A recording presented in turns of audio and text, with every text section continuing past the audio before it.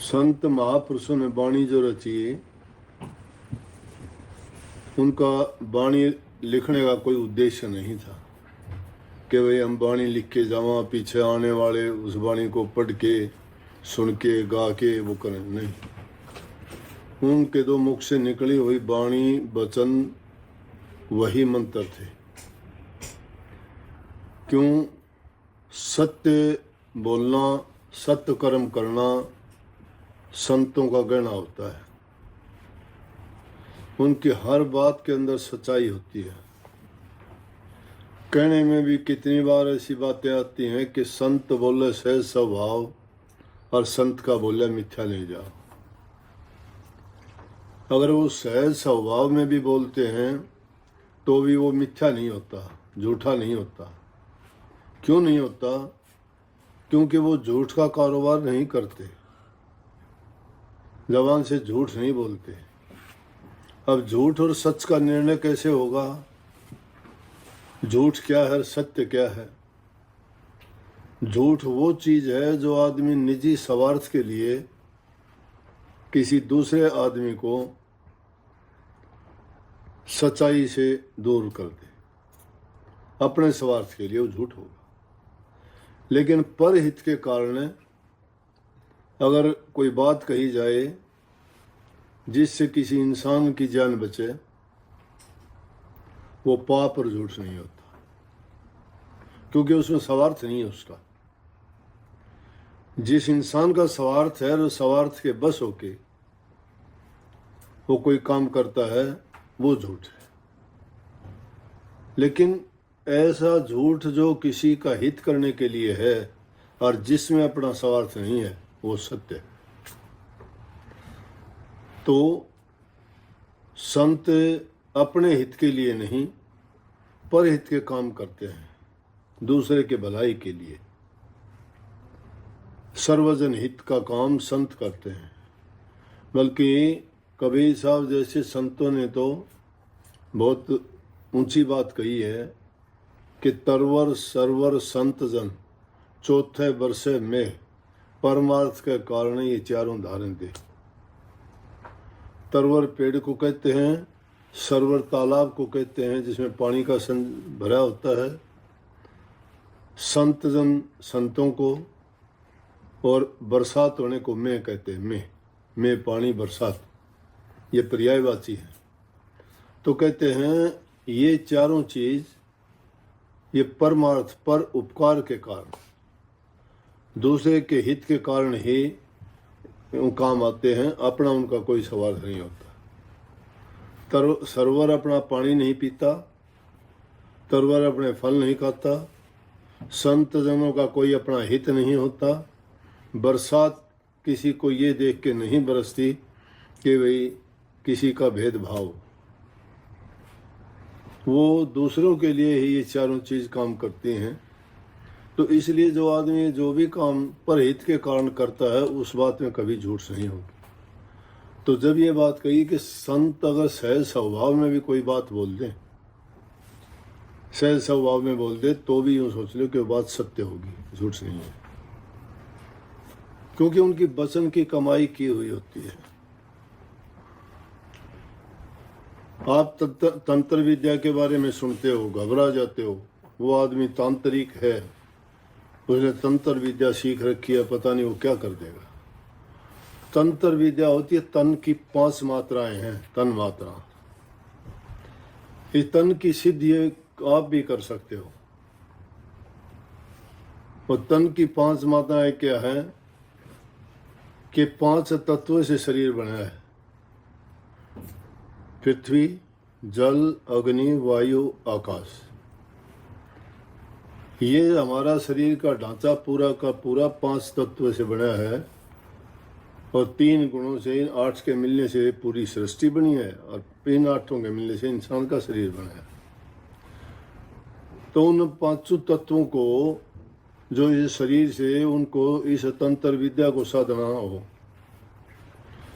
संत लोग बहुत सहज स्वभाव में बता देते हैं, समझने में फर्क होता है।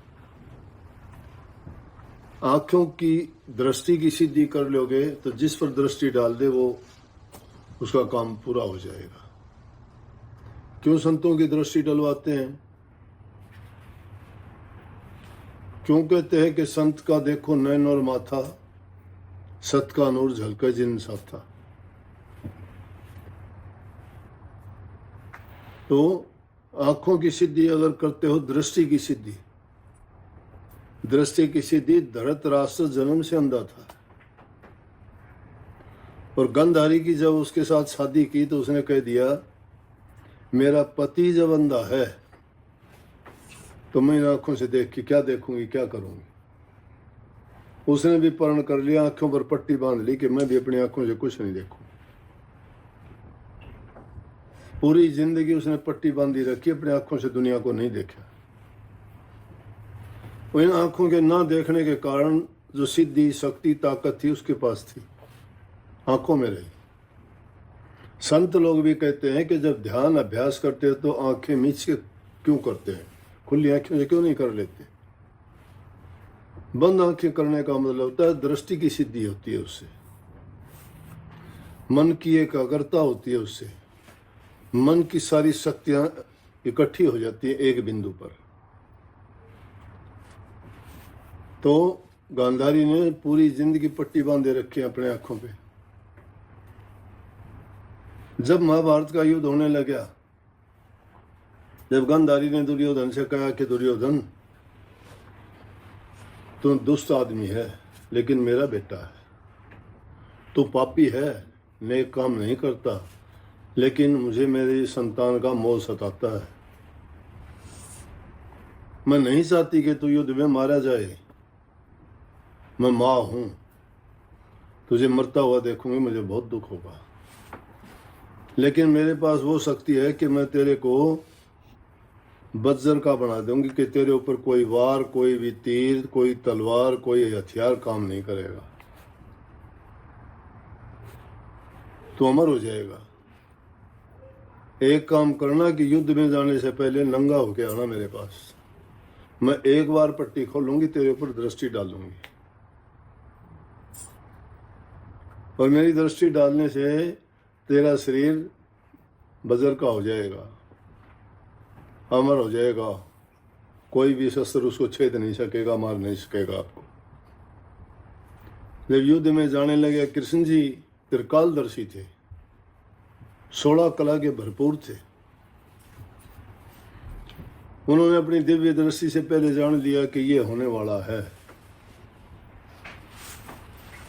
वैसे तो जो रचना रची गई है उसमें तब्दीली नहीं होती, लेकिन हमें नहीं पता क्या होने वाला है। हमें दुख और पश्चाताप क्यों होता है?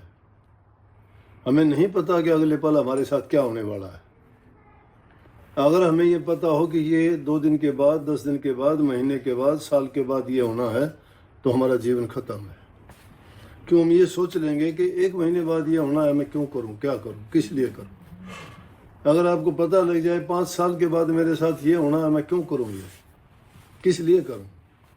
किसी को पता लग जाए कि 10 साल के बाद तेरा पति गुजर जाएगा, तेरा लड़का गुजर जाएगा, या तुम्हें कोई और हानि हो जाएगी, तो आदमी क्यों करेगा ये काम? वो उसे 10 साल के आने से पहले ही खत्म हो जाए। नियम बड़े सख्त नियम प्रभु ने बनाए हैं, इसलिए किसी को पता नहीं लगता। लेकिन संत, क्योंकि उन्होंने भक्ति करके अपनी शक्ति को जगा के जो प्रभु ने उसको दी है, वो शक्ति बहुत, जिस प्रकार से कह देते ना, 7 तालों के अंदर चीज बंद कर दी, 7 तालों के अंदर वो सूक्ष्म शक्ति हमारे अंदर भी बंद है। जिसको कण कण में मानते हो, वो प्रभु ने सारी चीज रचना करके बोला कि इंसान सब जीवों में सबसे बुद्धिमान है, बड़ा विवेकशील है, बड़ा ज्ञानवान है। प्रभु बोला मुझे ढूंढ लेगा, ये कहीं भी मुझे तलाश कर लेगा, कहाँ क्या करूं मैं। लेकिन आखिर में उन्होंने कहा कि इंसान एक ही जगह नहीं ढूंढ सकता, खुद को नहीं ढूंढेगा। इसलिए प्रभु इसके अंदर ही समा के बैठ गया। इंसान कहीं पहाड़ों में, कहीं गुफाओं में, कभी पानी में, कभी तप में, कभी यज्ञ में, कभी पूजा पाठों में ढूंढता है, अंदर में नहीं झांकता। इसलिए संतों ने कही कि तू बाहर क्यों भटकता फिरता है, अपने अंदर को खोज। लेकिन बात थी कृष्ण जी ने पता लगा लिया कि ये होने वाला है। जो ही दुर्योधन अपनी माँ के पास जाने लगा नंगा होके, श्री कृष्ण जी रास्ते में मिल गए। कहने लगे, दुर्योधन ये क्या हाल तेरा, निर्वस्त्र, कहाँ जा रहा है? बोला, मेरी माता ने मुझे बुलाया था, कहा था कि युद्ध से पहले तू मेरे पास आना, मैं तेरे को अमर कर दूंगी, एक बार दृष्टि डालूंगी। मेरी दृष्टि में वो शक्ति है, क्योंकि मैंने इन आँखों से कुछ नहीं देखा कभी भी पूरी जिंदगी। और तेरे ऊपर दृष्टि डालूंगी तो तेरा शरीर वज्र का हो जाएगा, कोई भी शस्त्र तुझे नहीं छेद पाएगा। बोले, अरे मूर्ख, आखिर तेरी माँ है, तू दूध पीता बच्चा थोड़ा है। अरे कम से कम कोई छोटा कपड़ा अपने गुप्त अंगों पर तो लगा के जा, माँ के सामने इतना बड़ा नंगा होके जाएगा तू? कर दिया काम। दुर्योधन ने छोटा कपड़ा लिया और वो बांध के गया। सारे योद्धा युद्ध में दुर्योधन से युद्ध कर करके थक गए, कोई उसका कुछ नहीं बिगाड़ पाया।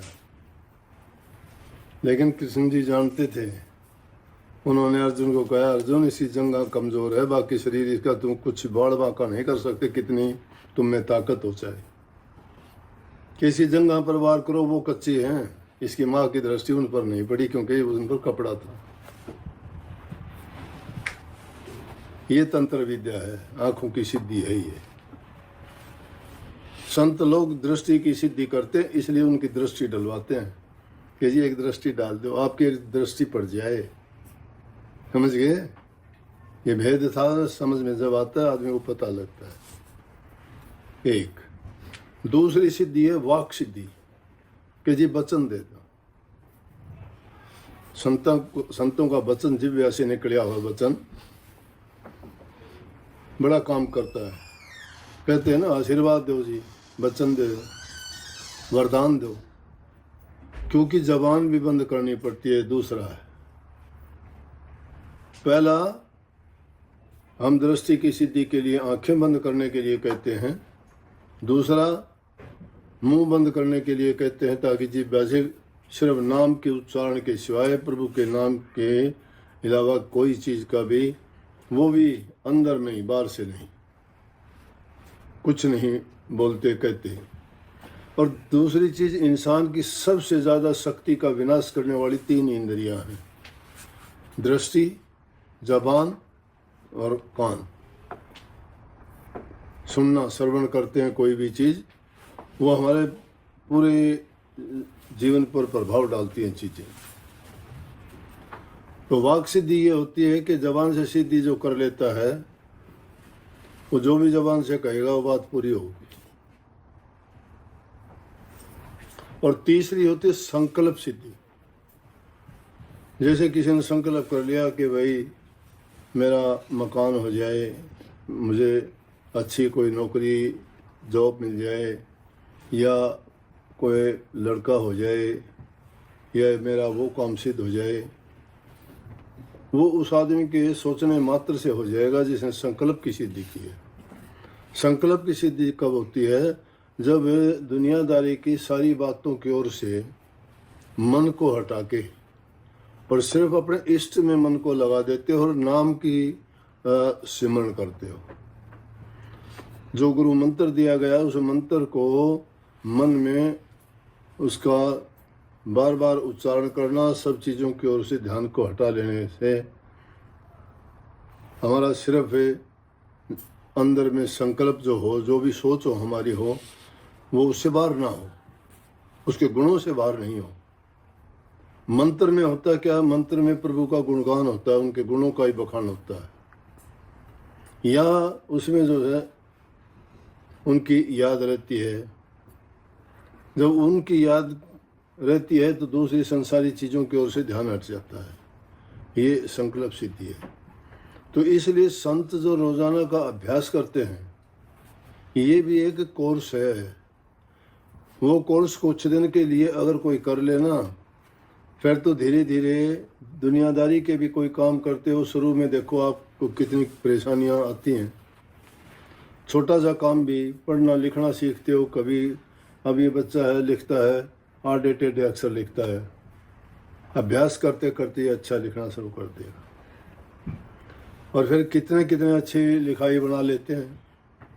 किसी मशीन को चलाना है, किसी और चीज़ के बारे में ज्ञान आपको नहीं है, लेकिन धीरे धीरे करके सीखने के बाद सब कुछ वो काम कर लेते हो। उसमें मन लगाना पड़ता है, मन की सारी शक्तियों को एकाग्र करना पड़ता है।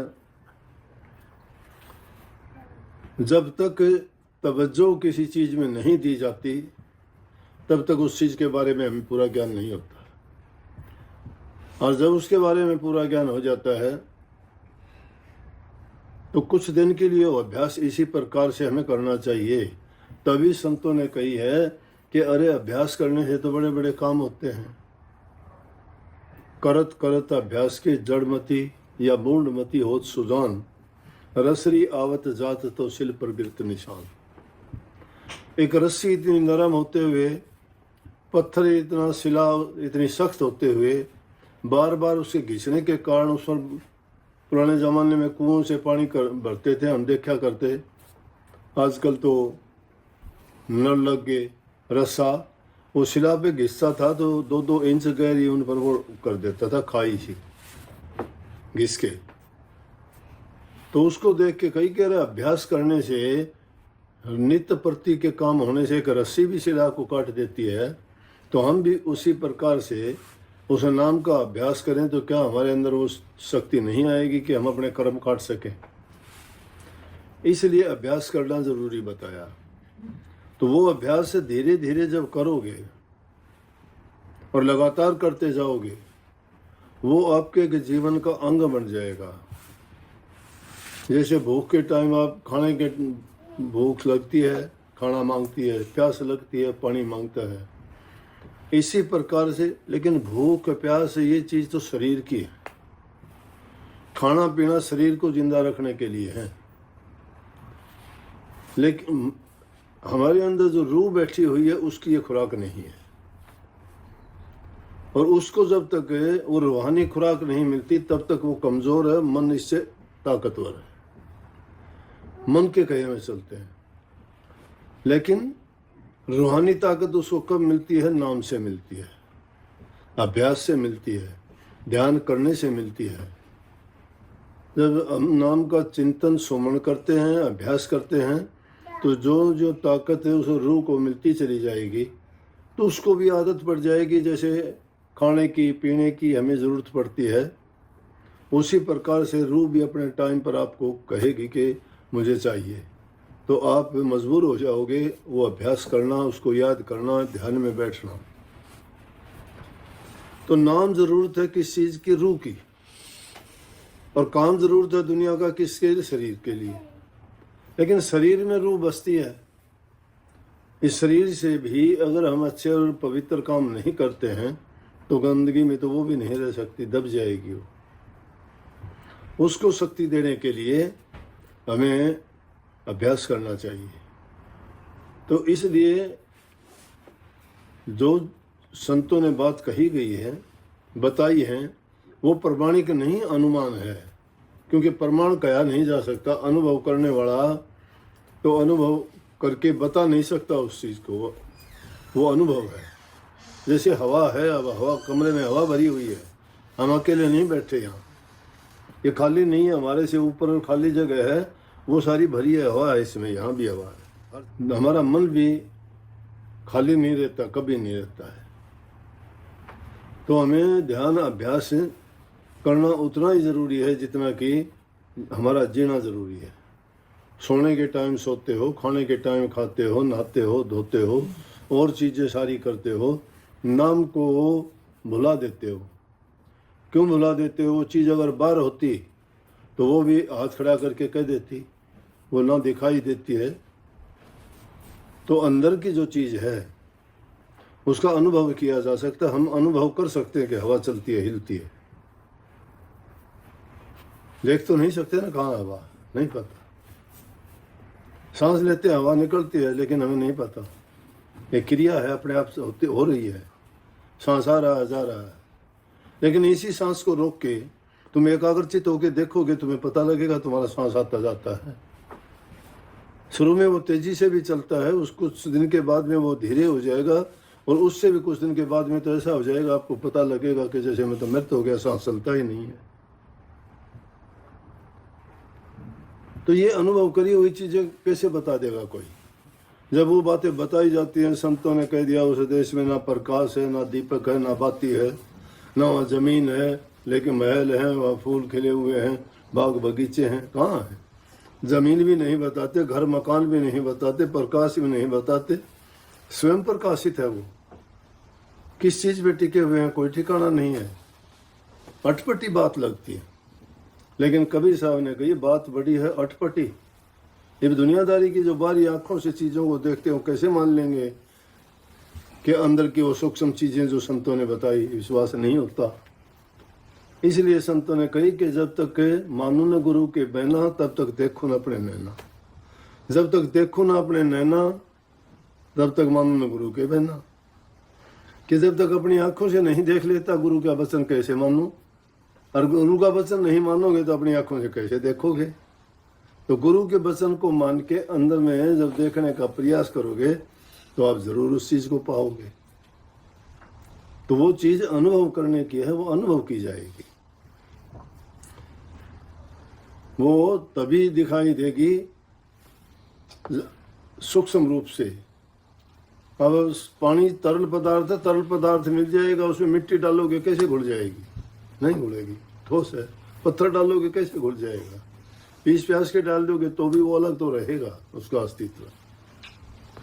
लेकिन तरल पदार्थ दूध में पानी मिला तो नहीं पता लगता, तो उनका पता नहीं लग सकता। इसी प्रकार से हमें जो चीज सूक्ष्म है उसको सूक्ष्म बन के ही देखा जा सकता है। संतों की वाणी आती है कि अगर खांड रेत के अंदर मिली हुई है और हाथी उसको तलाश करेगा तो खांड उसको नहीं मिल सकती। लेकिन कब मिलेगी? कि चींटी बन के ढूंढ लो खांड को, तुम सारी को ढूंढ लोगे, मिट्टी को छोड़ दोगे। बात वही है कि उस उतने ही सूक्ष्म बन जाओ। अब सूक्ष्म चीज को देखना चाहते हो, ढूंढते स्थूल चीजों में हो। चीज अंदर में छुपी हुई है, हम बाहर घूमते हैं। उस अंदर की खोज करने के लिए अंदर में जाना पड़ेगा। सूक्ष्म को पाने के लिए सूक्ष्म बनना पड़ेगा। जब तक अंदर नहीं गए, गुरु के वचन को नहीं माना, सूक्ष्मता की ओर नहीं बढ़े, अभ्यास हमने नहीं किया, तो बात बनाने से बात नहीं बनती। दूसरों के गीत सुने हुए गीत गाए जाओ, उनके अपने गीत। उन्होंने तो अपना अनुभव करके बात कही है, तुम झूठे गीत गाते हो। तुम इधर उधर से काट के दो बात जोड़ते हो। तुम्हारा अनुभव क्या है उसमें?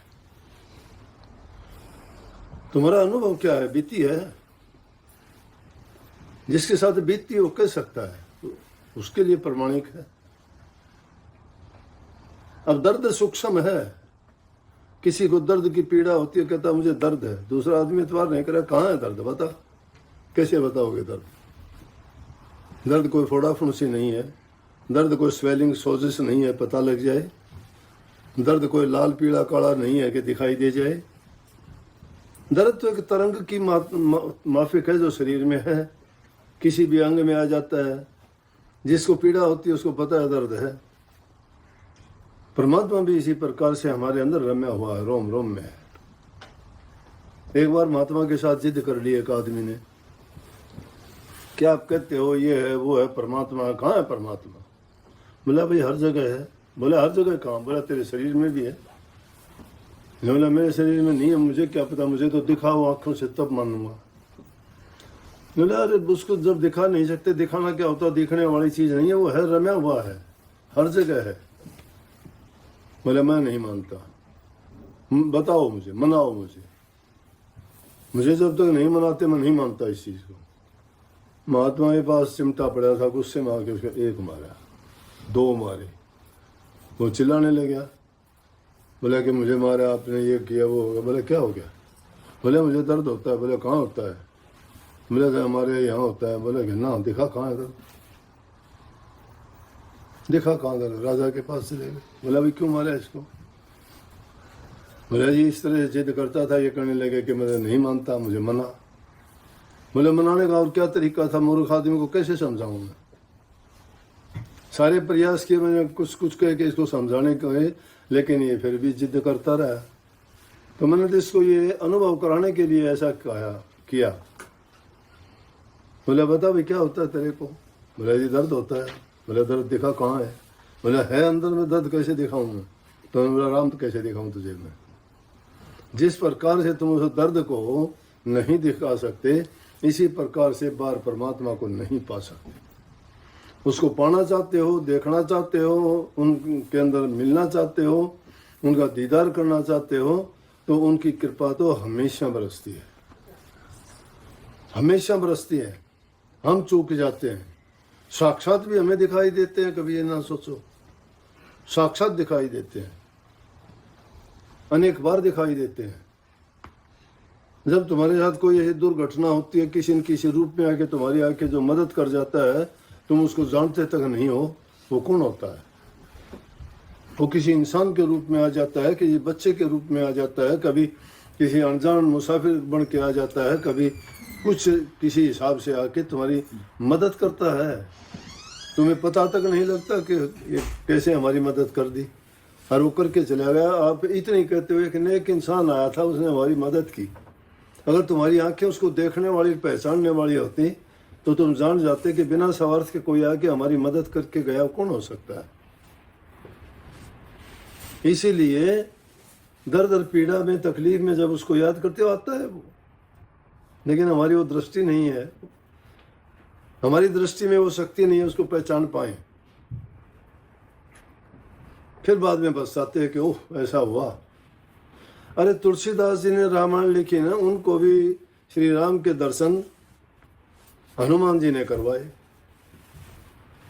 और श्री रामचंद्र जी कई बार उनको दिखाई दिए, फिर भी नहीं पहचान पाए। आखिर में हनुमान जी करने लगे थे, तुलसीदास जी अगर दर्शन करना चाहते हो ना, तो चित्रकूट के घाट पर वो आएंगे और उस टाइम देख लेना।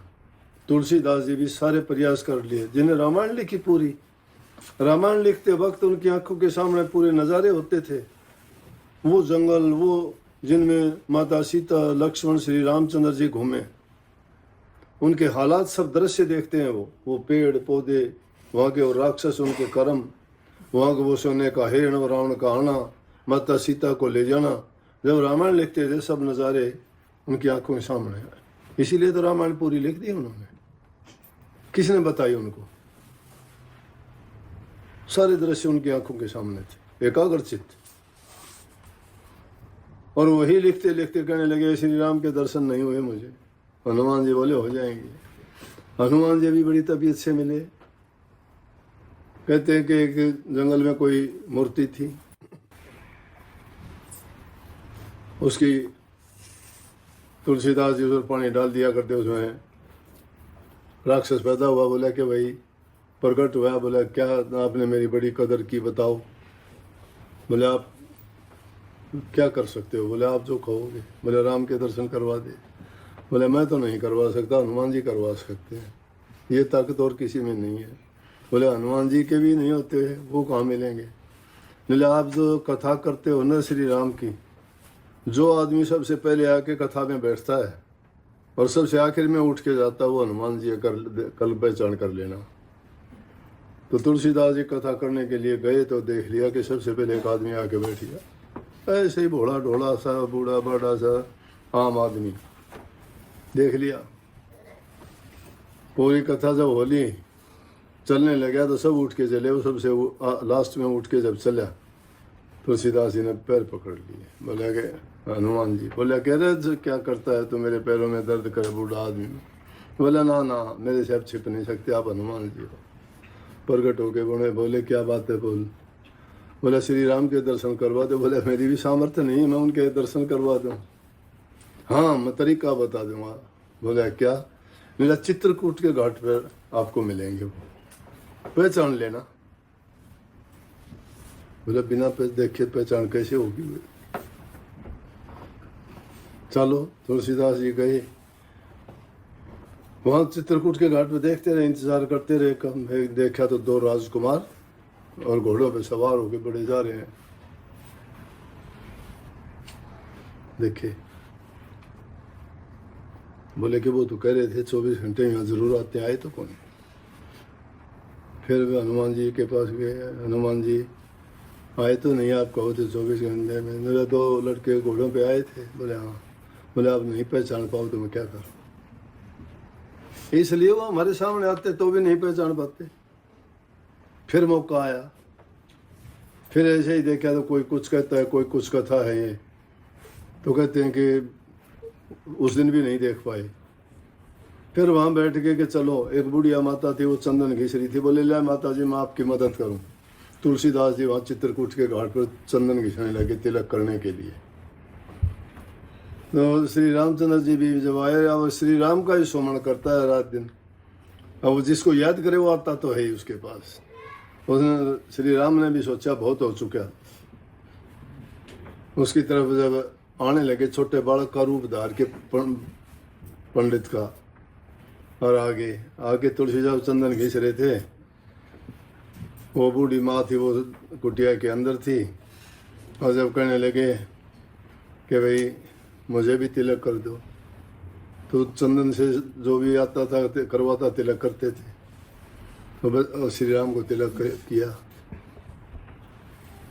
फिर भी उसको ये लगा कि भाई उग गए। जब हनुमान जी ने बात कही कि चित्रकूट के घाट पर लगी संतन की भीड़, तुलसीदास चंदन की सर तिलक कर रघुवीर। जब पैर पकड़े, बोले असली रूप दिखा दो, बहुत दिन हो गए। जब श्री रामचंद्र जी ने उनको दर्शन दिए, कहने का मतलब वो तो मिलते तो हैं जिसको याद करते हो। अरे जिसको याद करते हो थारी नींद आराम कर देता है, सपने में आ जाता है, नहीं आता क्या। तो जिसको सच्चे मन से याद करोगे वो क्यों नहीं आएगा। इसीलिए संतों ने कहा कि नाम का सुमरण करो, अभ्यास करो, ध्यान करो। दुनियादारी की चीज़ों को जितना ध्यान करते हो, जो तुम्हारा सिर्फ पेट भरने जैसे जीवन तक संबंध रखती है, उस चीज़ को याद करो जो तुम्हें जन्म जन्मांतर तक के लिए मालो माल कर देगा। जन्म मरण के रोग दुख तकलीफ पीड़ा से छुटा देगा, ये जन्म मरण के बंधन से मुक्त करा देगा। उसको कभी ना भूलो, उसको याद रखोगे, सुखी रहोगे। सुखी रहो और राधा स्वामी कहो। आप सभी को राधा स्वामी जी। अगर वीडियो पसंद आई तो प्लीज़ उसको लाइक एंड शेयर करें, एंड नई अपडेट के लिए प्लीज़ चैनल को सब्सक्राइब करें। राधा स्वामी।